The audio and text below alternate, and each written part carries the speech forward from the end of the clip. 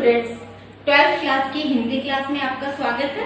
अपनी last class में मैंने आपको तुलसीदास की जीवनी करवाई थी और आज हम इस क्लास में देखेंगे सप्रसंग व्याख्या किस तरीके से की जाती है। आप देखते हो कि एग्जाम्स में जो क्वेश्चन आता है कि सप्रसंग व्याख्या करो, उसमें कुछ इस तरह से आपको पंक्तियां दी हुई होती हैं। अब इन पंक्तियों की आपको सप्रसंग व्याख्या कैसे करनी है?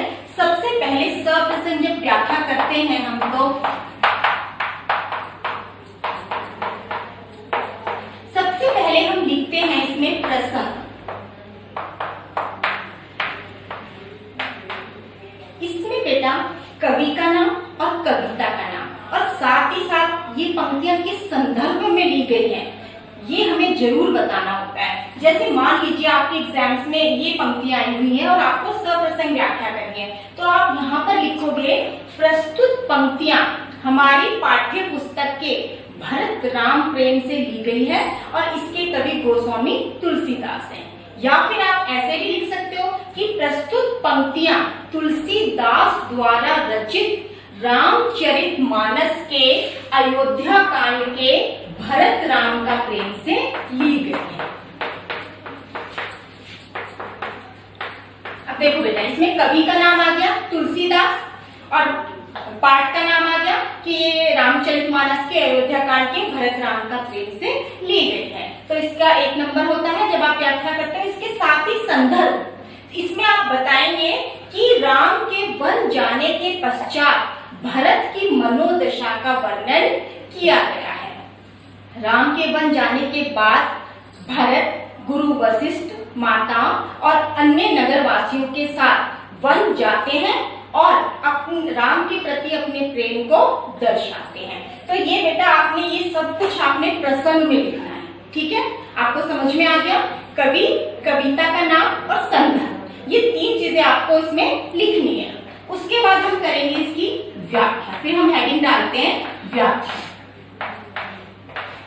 अब व्याख्या में क्या करना है बेटा कि जो ये लिखा हुआ है इसी को आपको समझाना है, समझाते हुए इसको लिखना है कि इसका क्या मतलब है। अब जैसे ये लिखा हुआ है, पुलकी शरीर सभा भय ठाड़े, नीरज नैन मेघ जल बाढ़े। ये बेटा अवधी भाषा में लिखा हुआ है। इसको आपको हिंदी में लिखना है कि इसमें क्या लिखा गया। जैसे मैं एक एक पंक्ति को पढ़ती जाऊंगी और आप उसको इस तरह से व्याख्या में लिखते जाएंगे। जैसे कैसे कि गुरु वशिष्ठ ने भरत को अपनी बात कहने के लिए कहा तो भरत पुलकी शरीर सभा भय ठाड़े, यानी कि पुलकित होकर सभा में, ठाड़े मतलब खड़े हो गए। समझ में आया कि भरत पुलकित होकर, ठीक है, सभा में खड़े हो गए अपनी बात को कहने के लिए। फिर है नीरज नैन नेह जल बाढ़े। इसका मतलब है कि नीरज नैन, नीरज माने कमल, कमल के समान नेत्र, कमल रूपी जो उनके नैन थे, उन नैनों से जल की बाढ़ आ गई, अर्थात उनके आंखों से निरंतर आंसू बहने शुरू हो गए। कह वो मोर मुनि नाथ निबाहा, मोर माने मुझे, कह माने कहना, कि मुझे जो कहना था वो तो मुनिनाथ ने निभा दिया, अर्थात मुनिनाथ ने उनको कह दिया। मैं जो कुछ कहना चाहता था वो मुनि वशिष्ठ जी ने सब कुछ कह दिया। यही से अधिक कहो मैं कहा, अब इससे अधिक मैं क्या कहूं। मैं जानू निज नाथ स्वभाव, स्वभाव का मतलब होता है बेटा स्वभाव। भरत जी कह रहे हैं कि मैं अपने नाथ का, यानी कि भगवान राम के स्वभाव को अच्छी तरह से जानता हूं। कैसे स्वभाव के हैं वो? अपराधियों पर कोई ना काऊ, कोई माने क्रोध, वे तो अपराधी पर भी क्रोध नहीं करते। मुंह पर कृपा स्नेहु विशेखी, विशेखी का मतलब होता है विशेष, और मुझ पर तो उनकी कृपा कुछ विशेष ही रही है। खेलत खुनिश ना कबहू देखी, खुनिश का मतलब होता है बेटा गुस्सा, क्रोध, अप्रसन्नता। तो भरत जी कह रहे हैं कि मैंने तो खेल में भी उन्हें कभी क्रोधित होते हुए नहीं देखा। शिशुपन, शिशुपन का मतलब होता है बालपन, यानी बचपन से ही। वो कह रहे भरत जी कि शिशुपन ते परिहेरु ना संगु, यानी बचपन से मैंने उनका कभी भी साथ नहीं छोड़ा।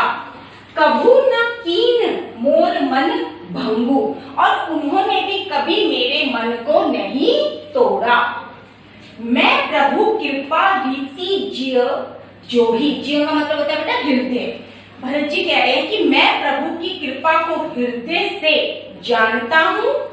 हारे हूँ खेल जिता वही मोही, वो तो खेल में अगर मैं हारता भी था तो मुझे जिता दिया करते थे। अब ये दोहा है, महु स्नेह संकोच बस सन्मुख कही ना बैन। बैन का मतलब होता है वचन। वो भरत जी कह रहे हैं कि मैंने भी स्नेह व संकोच वश कभी उनके सम्मुख अपना मुख नहीं खोला। दर्शन तृप्त ना आजू लगी प्रेम प्यासे नैन, नैन मतलब आंखें। वो कह रहे प्रेम के प्यासे मेरे नैन आज भी उनके दर्शनों से तृप्त नहीं हुए हैं, अर्थात आज भी मेरे नेत्र उनके दर्शनों की अभिलाषा रखते हैं। तो बेटा आपको समझ में आया? इस अवधी भाषा में जो ये पंक्तियां लिखी गई थी उसको हमने हिंदी में यहाँ पर लिख दिया और इस तरह से ये आपकी व्याख्या हो गई। उसके बाद क्या करते हैं, जब हम प्रसंग और व्याख्या कर लेते हैं तो हम लास्ट में लिखते हैं काव्य सौंदर्य।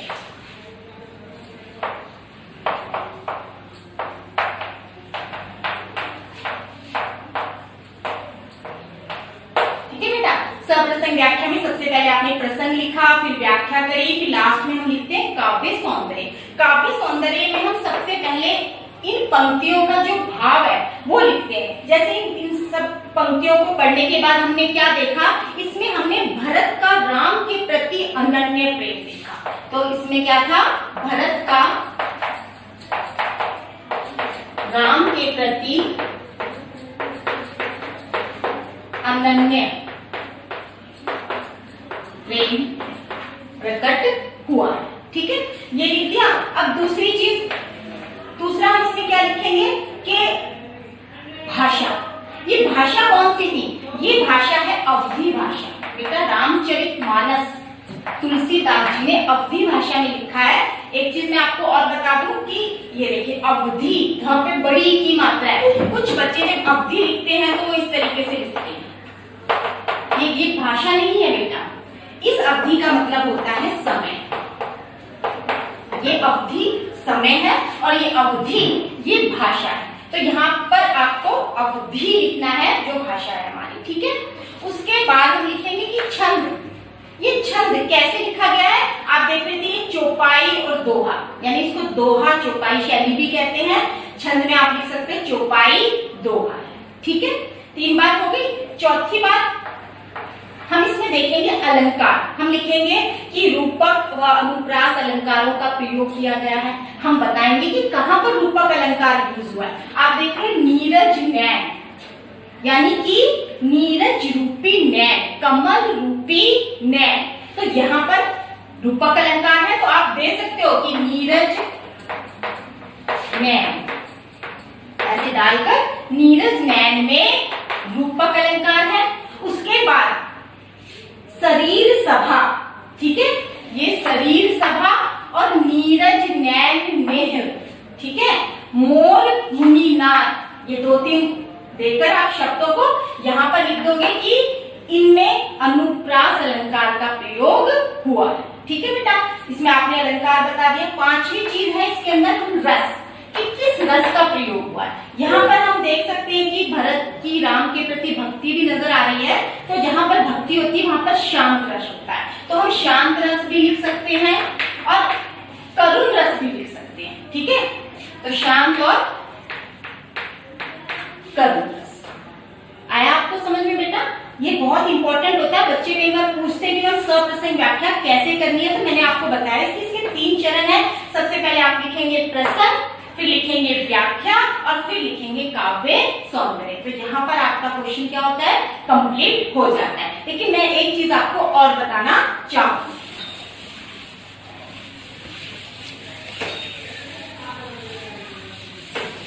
यहाँ एक बात बेटा आपको बताना बहुत जरूरी है कि एग्जाम में क्वेश्चन और आता है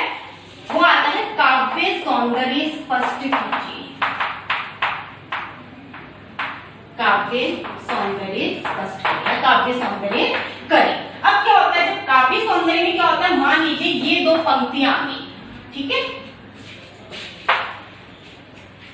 ये दो पंक्तियां आ गई है काव्य सौंदर्य में कि पुलकी शरीर सभा भय ठाड़े नीरज नैन नेह जल बहड़े कहब मोर मुनि नाथ निबाहा एही ते अधिक कहो मैं कहा। अब इसमें सिर्फ ये दो पंक्तियां आई हैं और यहाँ पर ऊपर लिखा हुआ है कि काव्य सौंदर्य कीजिए। तो अब आपको क्या करना है, जब काव्य सौंदर्य करते हैं तो बेटा इसमें आपको प्रसंग और व्याख्या नहीं लिखना। बहुत सारे विद्यार्थी होते हैं काव्य सौंदर्य में प्रसंग लिखेंगे फिर उसकी व्याख्या कर देते हैं, वो चीज गलत है। काव्य सौंदर्य के दो पक्ष होते हैं, ठीक है बेटा। एक होता है भाव पक्ष और एक होता है कला पक्ष। अब देखो भाव पक्ष का मतलब है कि जो ये दो पंक्तियां लिखी गई हैं आपको इनका भाव लिखना है, ठीक है, कि ये इस पंक्तियों में कहना क्या चाहते हैं, क्या इन पंक्तियों में क्या दर्शाया गया है। और फिर कला पक्ष में वही जो मैंने आपको इसमें बताते कि भाषा कौन सी है, ठीक है, भाषा बता दिया, रस बता दिया, छंद बता दिया और अलंकार बता दिया। अब जैसे यही मैंने आपको कहा कि पुलकी शरीर सभा भय ठाड़े नीरज नैन नेह जल बहाड़े कहब मोर मुनि नाथ निबाहा एही ते अधिक कहो मैं कहा। अब आपको इसका काव्य सौंदर्य करना है, तो काव्य सौंदर्य में आप वही पहले लिखोगे भाव पक्ष और भाव पक्ष में लिखोगे कि इसमें भरत का राम के प्रति अनन्य प्रेम दर्शाया गया है या भरत की भावाकुलता को दर्शाया गया है, ठीक है। जब राम के वन जाने के पश्चात भरत जी वहां पर जाते हैं और अपनी बात को कहते हैं और उनकी आंखों से जल का बहना उनके भावों को दर्शाता है, ठीक है। और उसके बाद कला पक्ष में वही लिख देंगे, अवधि भाषा का प्रयोग किया गया है, ठीक है। इसमें नीरज नैन में रूपक अलंकार है, मोर मुनिनाथ और शरीर सभा इसमें अनुप्रास अलंकार का प्रयोग है। और ये जो है ये आपका छंद में लिखोगे आपकी ये चौपाई है, ठीक है बेटा। आपको ये चीज क्लियर हो गई कि जब भी काव्य सौंदर्य आता है तो उसमें यही दो चीजें लिखनी होती है। ये 3 नंबर का होता है काव्य जो सौंदर्य होता है, ये 3 मार्क्स का होता है। तो इसमें 2 नंबर का भाव पक्ष होता है और 1 नंबर का कला पक्ष होता है। तो भाव में इन्हीं पंक्तियों का अर्थ लिख सकते हो और कला पक्ष में इसकी भाषा, रस, छंद, अलंकार जो चीज है वो आप लिख सकते हो। एक जो आपको और प्रॉब्लम आती है बेटा, जो आप लोग कहते हो कि मैम कई बार अलंकार पहचान में नहीं आते हैं, हम पंक्तियों से अलंकार को कैसे ढूंढें। बेटा कुछ मेन अलंकार होते हैं जिनका प्रयोग आप देखते हो कि हमेशा कहीं ना कहीं प्राचीन कवि करते हैं, जैसे अनुप्रास हो गया, रूपक हो गया, यमक हो गया, श्लेष हो गया, उत्प्रेक्षा हो गया। तो ये कुछ पंक्तियां हैं जो आपको अलंकारों को समझने में मदद करेगी। बार बार एक वर्ण जो आए अनुप्रास कहलाए। जब एक वर्ण बार बार आता है, जैसे तरनी तनुजा तट तमाल तरुवर बहु छाए, तो आप देख रहे हो त जो वर्ण है उसकी आवृत्ति बार बार हो रही है, तो इसलिए वहां पर क्या है, अनुप्रास अलंकार है, ठीक है। दूसरा है यमक में शब्दों का जोड़ा आकर अलग अर्थ दर्शाए। जो यमक अलंकार होता है उसमें एक शब्द है उसका कई बार प्रयोग किया होगा, लेकिन हर बार उसका अर्थ क्या होगा, अलग अलग होगा। जैसे कनक कनकते 100 गुनी मातरता अधिक आए, तो यहाँ पे कनक शब्द 2 बार यूज हुआ है, लेकिन दोनों के बाद उसका अर्थ क्या है, अलग है। उसके बाद है श्लेष। श्लेष का अर्थ होता है बेटा चिपकना। एक शब्द के अनेक अर्थ, अनेक शब्द जताए, यानी एक शब्द होता है उसमें अनेक जो अर्थ होते हैं वो छुपे होते हैं, तो वहां पर होता है श्लेष अलंकार। फिर आता है अतिशोक्ति। अतिशोक्ति में होता है किसी चीज के बारे में बढ़ा चढ़ाकर वर्णन करना, ठीक है। जैसे कि हनुमान की पूंछ में लगना पाई आग, लंका सारी जल गई, गए निशाचर भाग। तो यहाँ पर हम क्या कर रहे हैं, बढ़ा चढ़ाकर उसका वर्णन कर रहे होते हैं। उसके बाद आता है आपका रूपक। चरण कमल एक रूप मानकर, ठीक है, चरण कमल। अब चरणों को भी क्या मान लिया है, कमल मान लिया है, तो चरण कमल एक रूप मानकर रूपक की परिभाषा। और उपमा की पहचान कैसे करोगे आप लोग, उपमा की,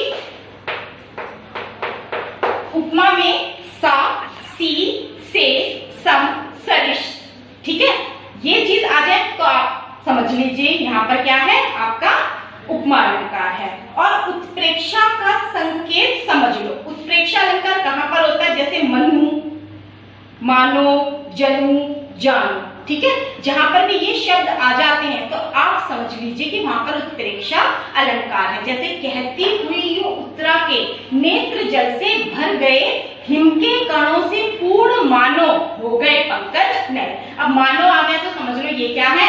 उत्प्रेक्षा अलंकार है। तो बेटा आज की अपनी इस क्लास में मैंने आपको भरत राम का प्रेम में जो ये छंद था इसकी सप्रसंग व्याख्या करनी सिखाई है। अब अपनी अगली क्लास में हम जो बाकी छंद है उनकी व्याख्या करवानी सिखाऊंगी। Thank you.